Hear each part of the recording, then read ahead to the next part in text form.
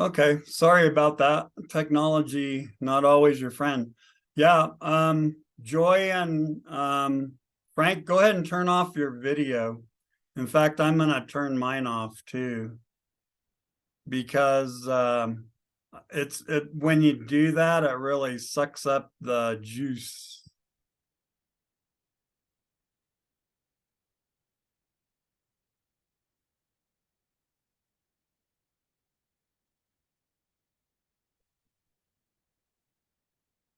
All we have is the title screen. Yeah. Okay, there you are. You got the. Okay, well, we'll start back through this again. So hopefully everybody has time.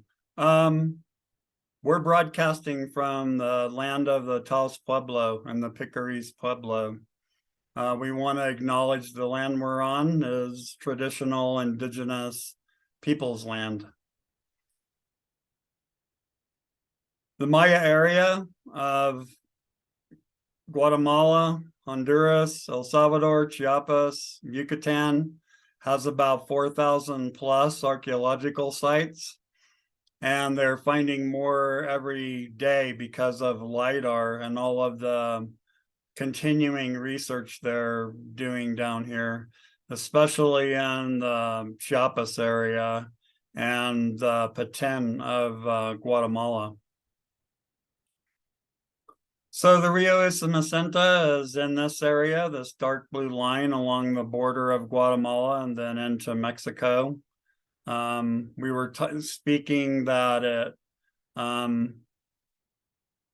lowers about 40 feet in the dry season from the high season. So it's one of the highest CFS rivers in Central America in terms of water flow.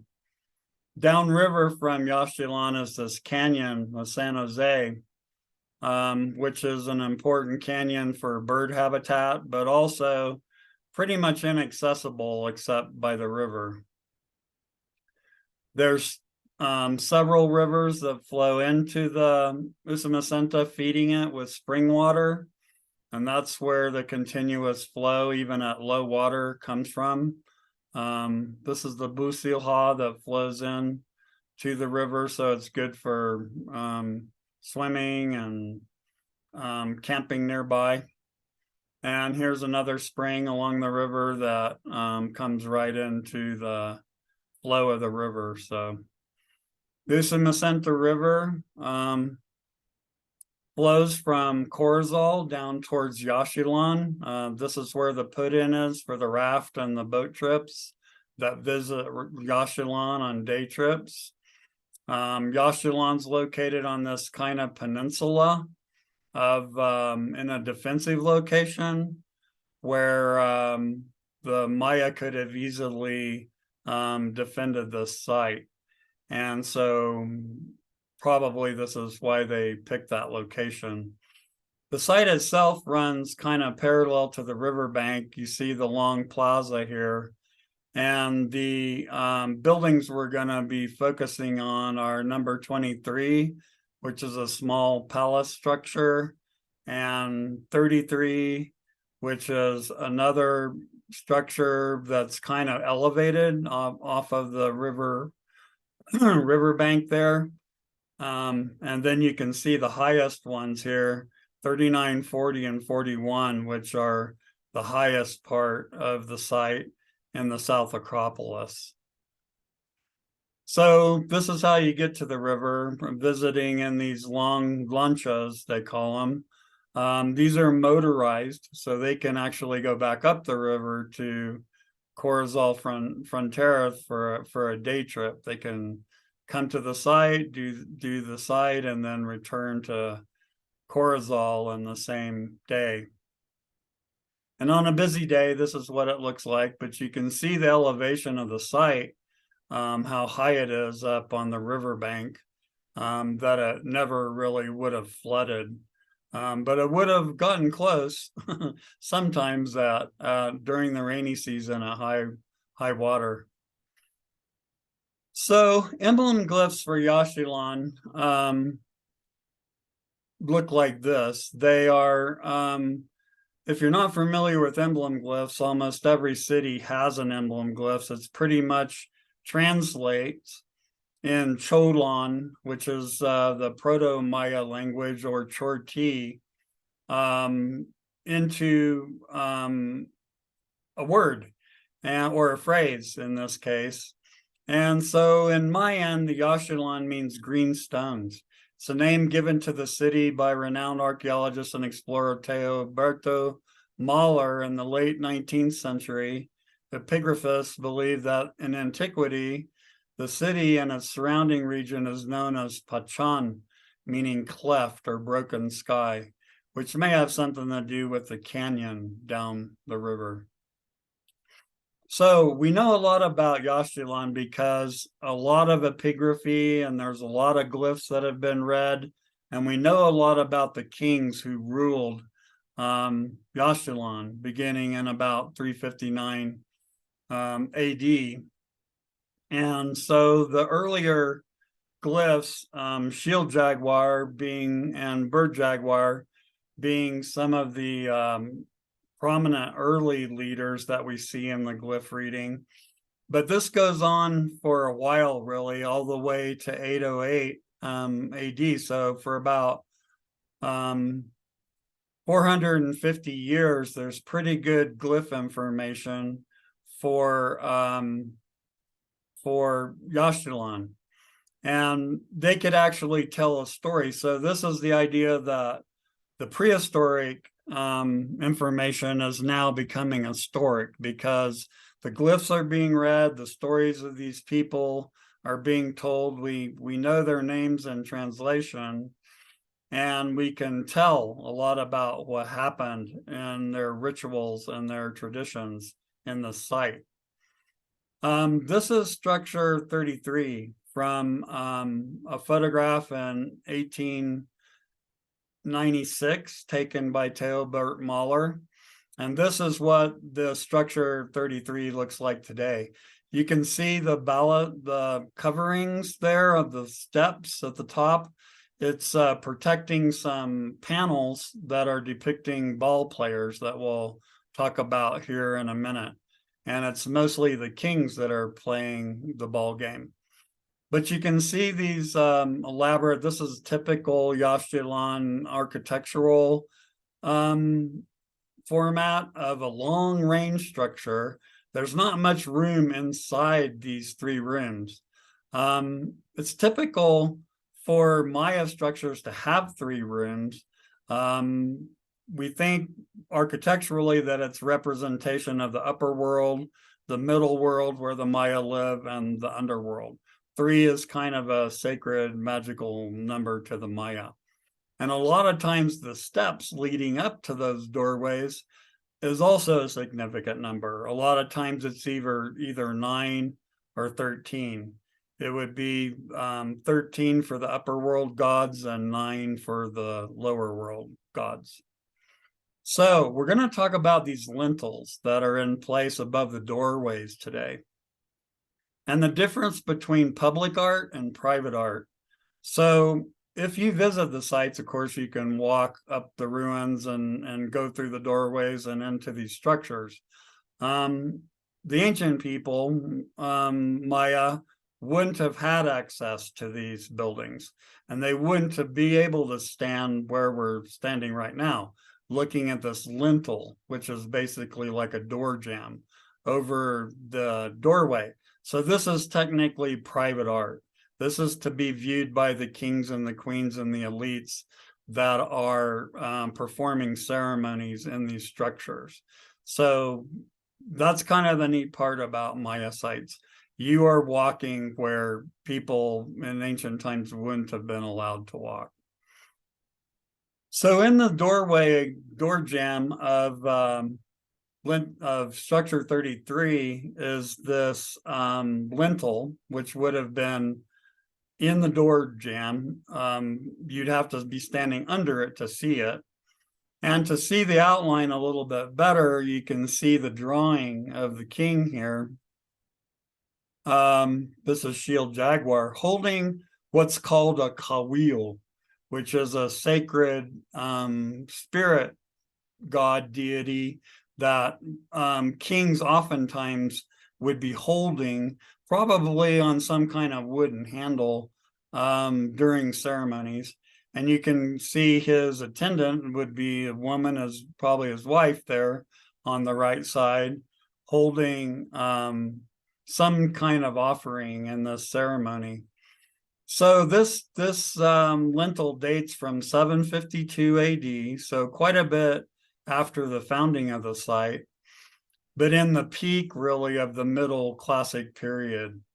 And so this lintel depicts Bird Jaguar in a dance alongside of one of his wives or consort, Lady Greatskull. The king manipulates a Kawil scepter while Lady Greatskull supports a large bundle of jades marked with the label Ikaha Kuch, which means jade in Maya. Again, the language is something we'll talk about a little bit more as we move along. The text suggests that this event took place in front of a large crowd.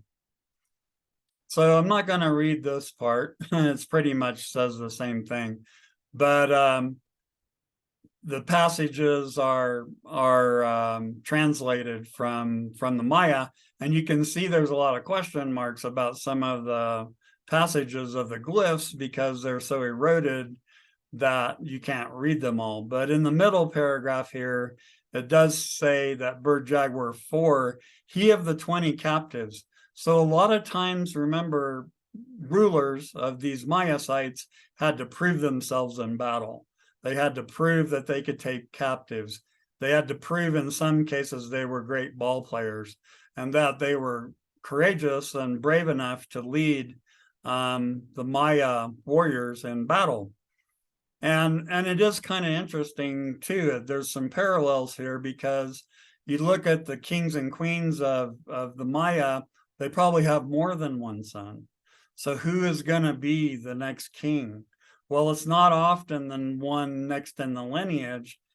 A lot of times it could be the one who proves themselves, if they're close in age, to become more worthy of being the king. You know, it kind of reminds you of this thing Harry's going through in England in a crazy way. He was born too close to his brother, and he kind of knows he's never going to be the king of England, right? Because he's just too close to William. So this happens in the Maya area too, and we think now, kind of a side note, that the kings of Tikal went to Dos Pilas to build their own city in the late Classic period, because they too were younger than the oldest next son who would be king of Tikal, because they're using a Tikal emblem glyph in Dos Pilas to show that they are of royal lineage and royal descent, and that they have a right to rule the Maya cities as well. So it's kind of an interesting thing. So the thing about structure 33 is, in front of structure 33, there's stalactite, which you can see here in the foreground, and it's a carved stalactite. A stalactite's got to come from a cave.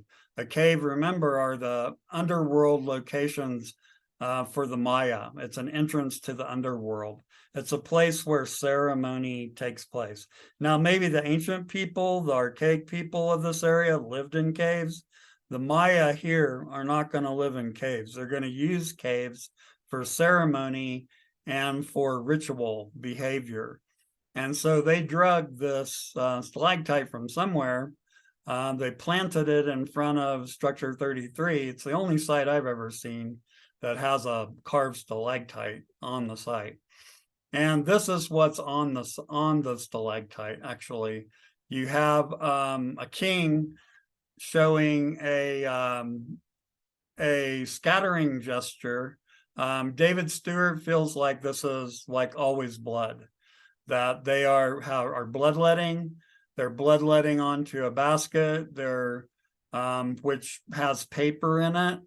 The paper will soak up the blood of the king, and then they'll burn it. in a ritual way to communicate with their gods as the smoke floats up to the upper world. This is part of that carving of the stalactite. You can see the up close detail. It's kind of in disrepair right now. It's kind of falling apart. So, but the carving and the rollout is there. There's another site across from Yaxchilan called La Pasadita, which has some other elaborate carvings here with the remainder of paint. We're kind of covering a lot of areas here, and I'm hoping we'll generate some questions at the end of things you might have always wondered about. But it looks like that maybe all of the stela were painted. You can see the detail below. This figure on the right is seated on a throne, and how they used the blue paint to kind of highlight the leg of the throne. And then a lot of it's kind of overwashed in red, which would have been from cochineal, from a mashed up insect that dyes red. And the blue paint probably from indigo, from the plant indigo. But it looks like, you can imagine it's hard to, thousands of years, 1,500 years, that most of the paints washed off. But when you get up close, you can see details of the paint really on these stela. So we can only imagine, that most of them maybe were painted. So this is structure 19. Again, kind of the same long, narrow range structure with this false facade for a top. And again, the rooms aren't very big inside these structures. And this is a typical for Yaxchilan architecture here. But probably what that looked like back in the day, because we can see remnants of paint on the structure under reconstruction, it would have looked something like this. Beautiful range structure, replastered, continuously, and repainted continuously over the hundreds of years. In this kind of little palace structure here, I point this out. You can kind of see sleeping platforms in this palace structure. Remember, most of the people didn't live in Yaxchilan, in the palace area. They lived in the surrounding areas and farming areas that they would have been bringing tribute and food into this area. You might only have 100, people, or 150 people maybe living in the palace area itself. But inside these palace areas, some of you who visited here might have seen these. These are vinegaroons, or whip scorpions, they call them. They're not poisonous, but they're the most fierce looking thing you can imagine when you see one in the dark in one of these structures. And that palace structure, I've been in there 5 times, I guess. I've seen them in there every time. So I guarantee you they're in there. And turns out they're not poisonous. And in fact, they would probably make pretty good pets because they eat almost every other bug imaginable. But they do look like they could hurt you. So I wanted to show you this grouping here, this palace structure, because it has a lot of reinforcement. You can see the original construction below, but when archaeologists go in to stabilize structures to keep them from eroding, a lot of times they pile these extra rock on top to make sure there's no continued erosion. And this is structure, I think, 19. That again is just another example of one of these small palace structures. And quite a few of them, because of the heavy rainfall in this area, have not been reconstructed. And a large part of Yaxchilan hasn't even been excavated. And this is what the top third structure 39, 40, and 41 look like at the highest point of, and all of those structures, the lower parts haven't been excavated. And this is structure 41 at the top here. And again, similar 3 doorways. There are, again, magical numbers in Maya archaeology that you look for, that it's worthwhile counting the steps and see if they coordinate with 13, 9, or 3 in some cases. So this is the main plaza, where structure 23 is that we're going to talk about. It's down, and also there's a ball court in this area too. This is the remains of the ball court here in the main plaza area. And it turns out that the ball game has a lot to do with warfare. And in a way, you think about 2 sides competing in the ball game. It's like 2 different sides or cities fighting against each other and having a struggle or a battle against each other. And the ball game may have started out as kind of a friendly competition or a relative to the movement of the sun from the north to the south.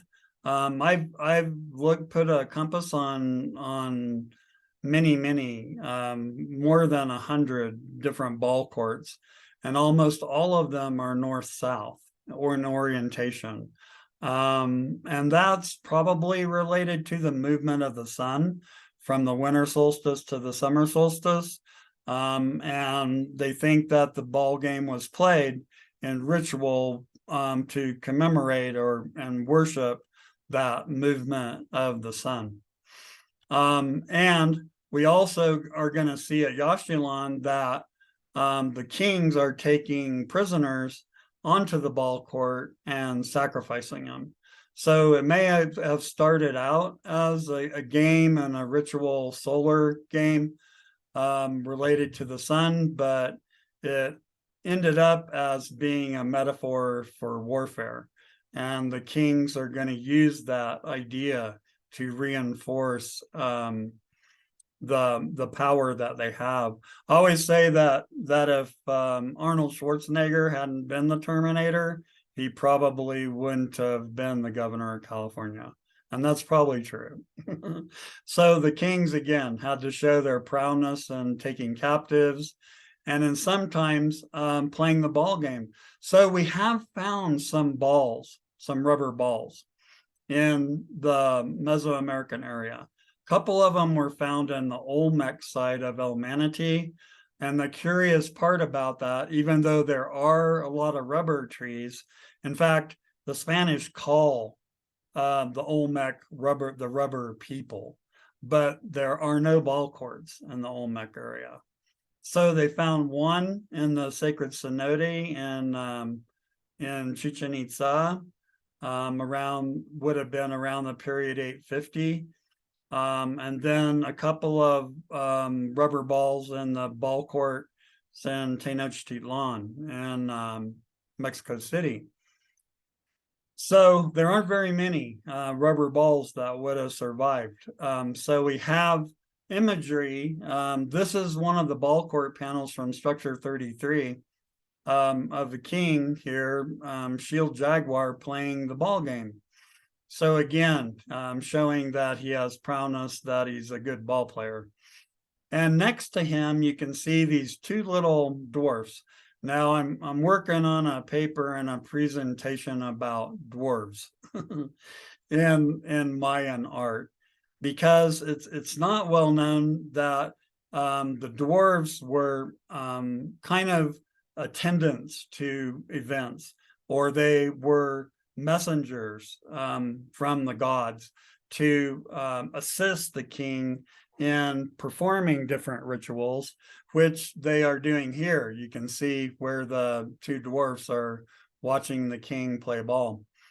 But it's not really, the research that's going on suggests that they may never have really been there.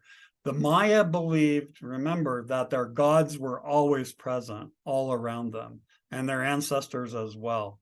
So you may have a case here where they're there and they're present and you can see them, but they're really there as gods or the messengers of gods. So I'm working on that. It's a tricky one. So here are the actual balls. They may weigh anywhere from 6 to 8 pounds of pressed rubber. And it would have been the first time the Spanish ever saw rubber, of course, when they were coming for the first time to the New World. And here's another one that's kind of in an eroded state. But the rubber trees are everywhere around Maya sites.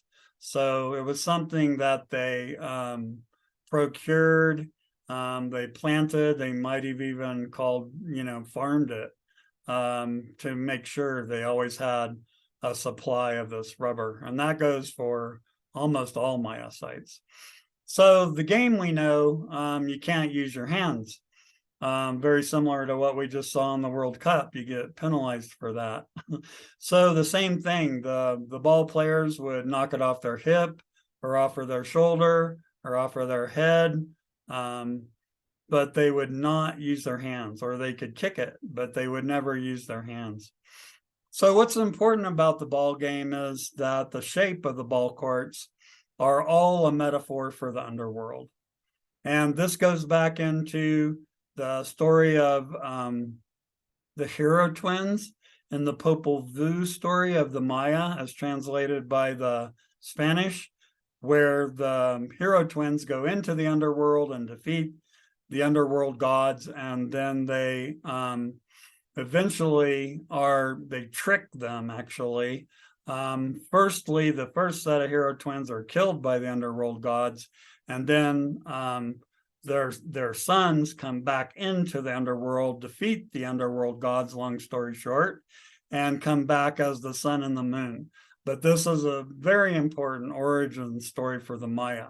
But all the time during the ball games, it's understood that they're playing this ball game in the underworld. And this is the ball court from Copan, which is probably one of the best preserved ball courts anywhere. And so they have similar features in the ball game. They have these benches where the ball may bounce off of. Now the end zones, they call these end zones, where scoring may take place. We're not sure about that, but also we know that some ball courts have rings on the side, which in case when the ball passed through that ring, that would end the game, or at least keep a score. So depending on how big the ball court is, you may have 6 players, 3 on each side, all the way up to 12 with 6 on each side, depending on the size of the ball court. But we know a lot more about the ball court because of research and the reading of the glyphs. And here again are a couple of elites playing the ball game. This is off of a rollout vase from the Usumacinta area. So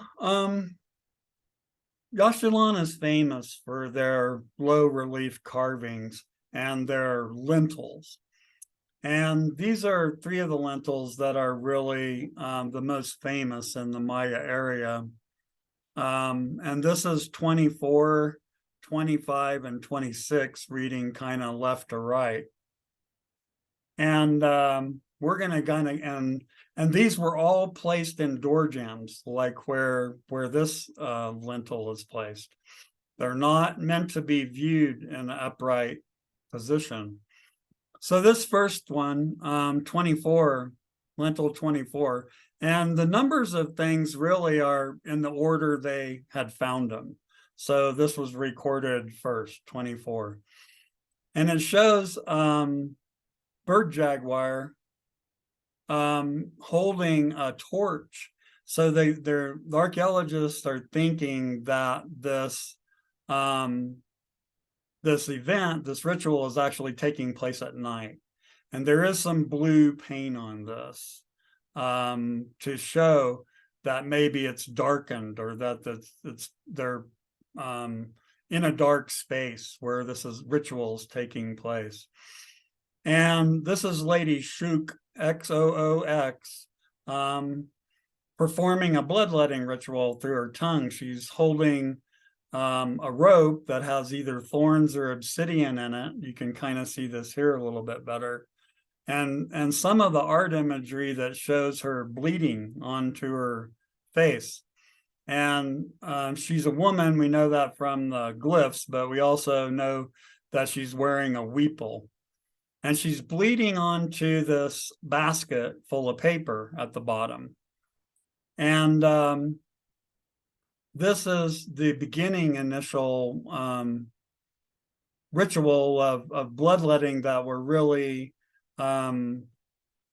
special to kings and queens and elites to be doing these kind of bloodletting ceremonies. In the second panel, 25, we see that she's already bloodlet, and a double-headed serpent is rising in the smoke from the burning of those papers. Now, this deity coming out of the mouth of the snake, which is a metaphor for the smoke, is a local Yaxchilan god, and he's a god of warfare. And you can see that he's pointing a spear towards Lady Xook in not so nice a way. And it lets them know, and it may be that a large group of people are witnessing this ritual, and when the queen is having a vision of the ancestor of the local god there, that he is, they would blow conch trumpets or something to let the people know that the queen is having a vision of this ancestor. But basically, they're preparing the king, shield jaguar. I'm sorry, I think I said bird jaguar before, but this is shield jaguar, his father, preparing him for battle. And you can see this a little better in the line drawing of the snake and the serpent, smoke rising from the burned paper. And this paper is from the amate tree. They were able to press it and process it into paper, A-M-A-T-E, amate tree. And so he's having this vision of the war god, and basically conjuring. She's conjuring this god to invoke his power for victory in battle. And here is the paper that's in the pan here, the blood-soaked paper, a little close-up of that. So the third panel, 26, is the final preparation for battle. So Shield Jaguar has got his kind of little breastplate on for battle. Lady Xook is holding his helmet, his jaguar helmet. Jaguars are often associated with warfare, and they called, in fact, the Aztecs called themselves jaguar warriors later on. But jaguars, the apex predator of the jungle, always associated with warfare. And you can see it also, Shield Jaguar is holding a knife in his right hand. You can't see it's down just below his waist. So now they have bloodlet in the ceremony. They have invoked the power of the local regional warfare god, and now they're preparing for battle. So it's in Maya art, it's kind of great because it shows a narrative scene that tells a narrative story. And here's a little bit closer up. You can see the knife he's holding, and Lady Xook standing in attendance. So in a way, what's important about this, it's raising the importance of women in Maya art. and raising the importance of women in Maya ceremony as well at the same time. So here are the three panels again in succession. Now, what's interesting about these panels is they're located in the lintels, that is the door jambs. Remember, you'd have to be standing under them to see them.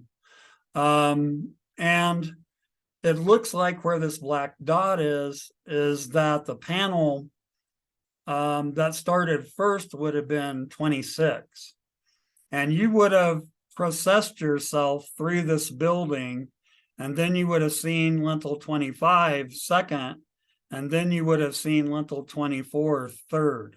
And as you made your way through the building and around the back of the building, the last lintel you're going to see is this 23, which is entirely glyphs. It's not, there's no imagery on this panel.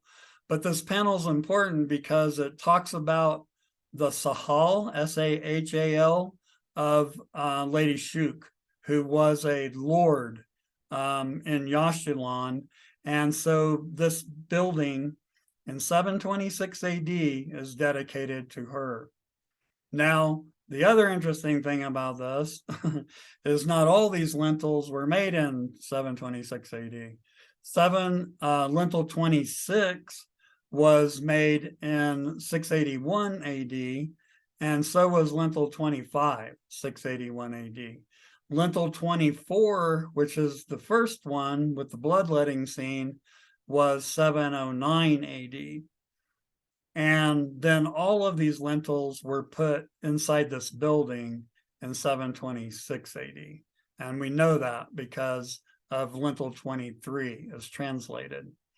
So lintel, this art a lot of times is going to represent the conjuring of an ancestor and the conjuring of deities.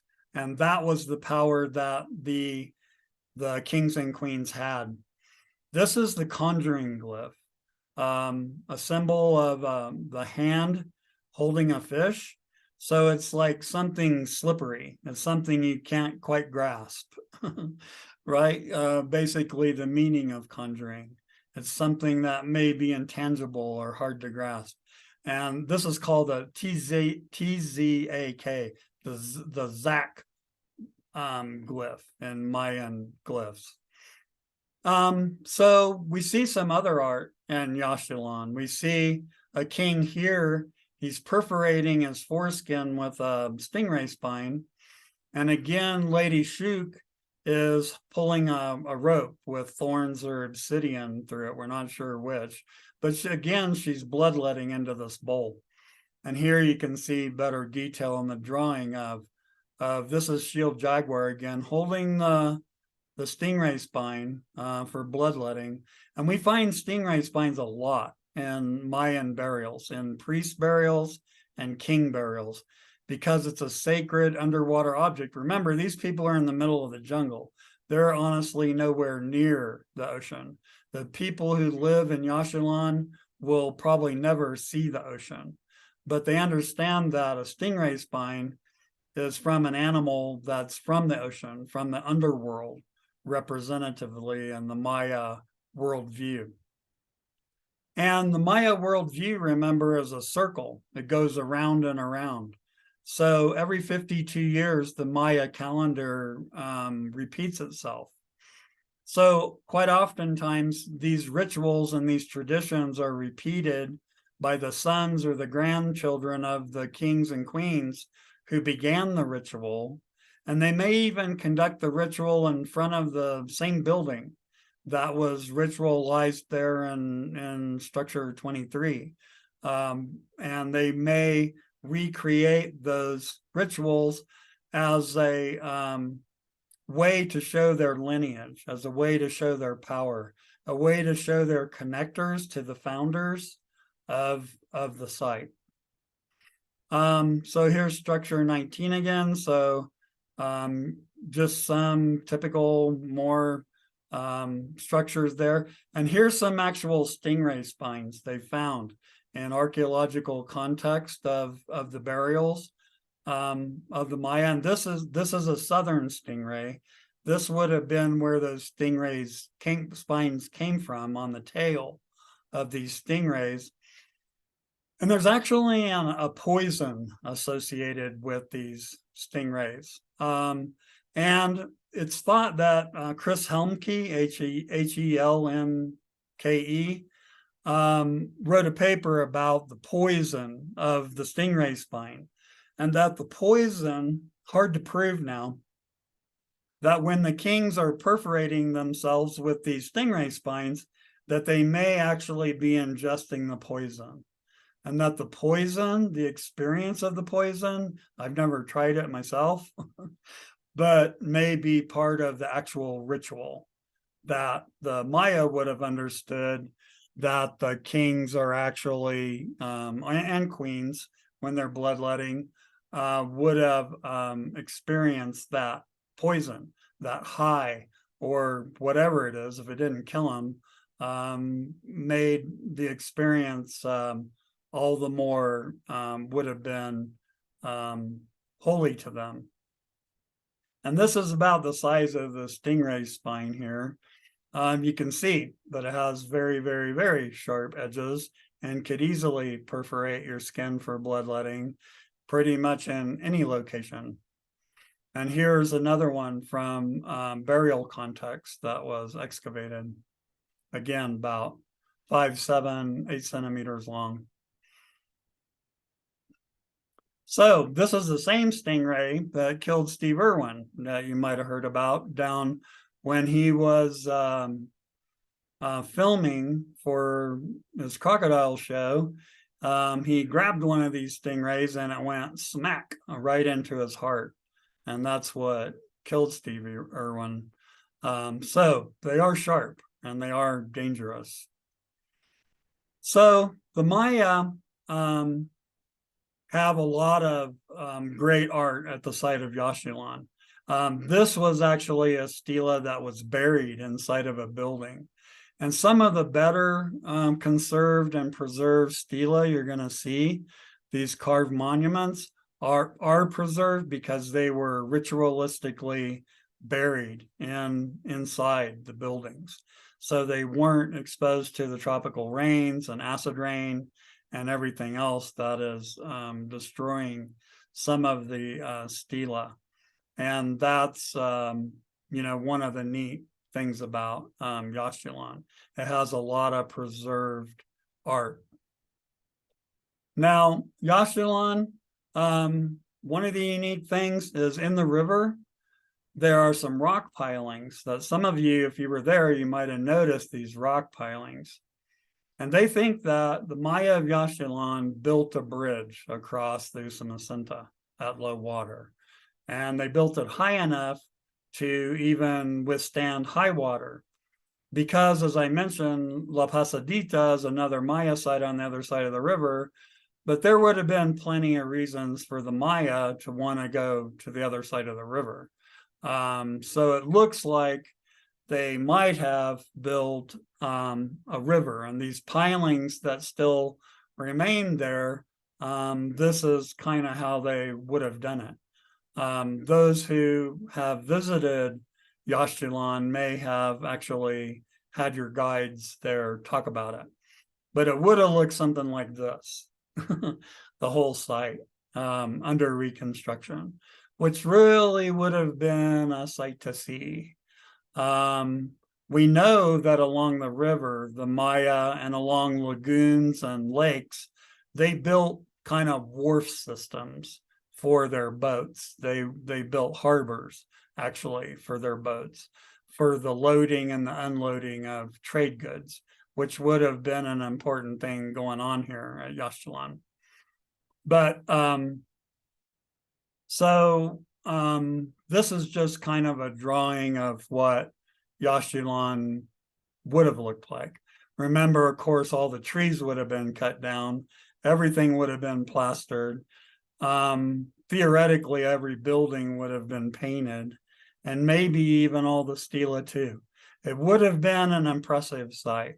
So because it was a trading site, when visitors came to Yaxchilan, they were trying to blow them away, right, with what they saw. And when they approached the site like this. So if you're interested in finding out more about this, Yaxchilan, Carolyn Tate wrote her dissertation, I think it's 1984, this book about Yaxchilan that's probably available on hardback on Amazon pretty inexpensively. But I would recommend you kind of start there, Tate, if you can't see that, Carolyn Tate. And that's all.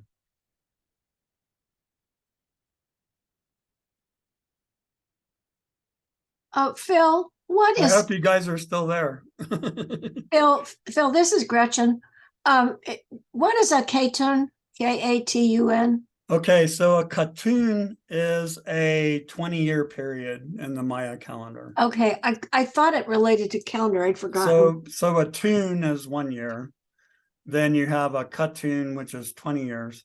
So a lot of times you see in the art, they're relating to a 3 Katun lord, which would mean they lived to be 60 years, which would have been a long time for the Maya because, you know, probably the average age is 30 or 40 years old, right? To even live in that time period. So some Pakal at Palenque lived to be 80. So he would have been a 4 Katun lord, which would have been really unusual. So any other questions? You guys can just sing out. Go ahead and unmute yourself and